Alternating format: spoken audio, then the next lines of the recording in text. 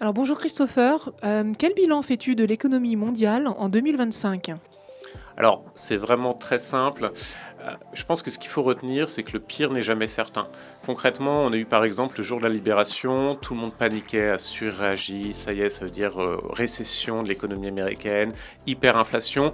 La réalité, c'est qu'après 2-3 semaines, on s'est rendu compte que, l'inflation américaine était très très loin de connaître un bond, et on l'a vu en fin d'année. Et l'autre point, c'est que bien sûr, en termes de croissance, les États-Unis se portent très très bien. Donc l'élément qui est central sur les marchés, en économie, c'est toujours d'être un peu patient, attendre que les chiffres tombent et pas surréagir aux effets d'annonce parce que généralement on se trompe. Quels faits ont été particulièrement marquants pour toi cette année?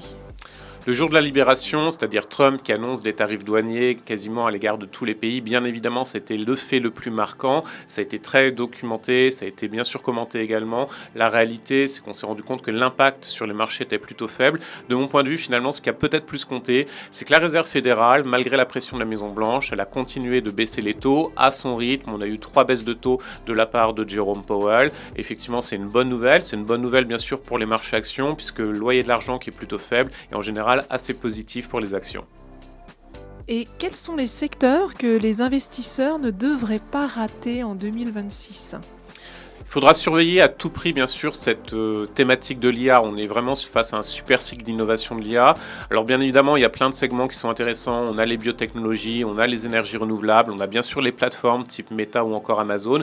Mais un point qui pourrait être important, ça va être notamment la robotique, tout simplement parce que Donald Trump envisage de mettre un plan de relance sur la robotique, concurrence, bien sûr, des Chinois qui est très nette à cet égard. Ça pourrait être vraiment l'élément différenciant dans les prochains mois. Aurais-tu d'autres convictions pour la nouvelle année?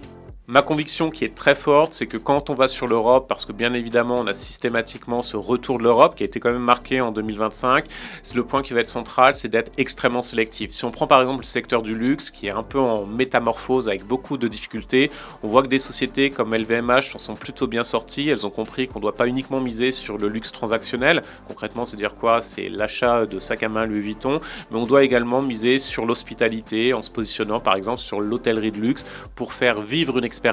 D'autres qui n'ont pas fait ce démarquage, en tout cas cette évolution à l'instant T, s'en sortent plutôt mal. Donc c'est vraiment la sélectivité en Europe qui va compter.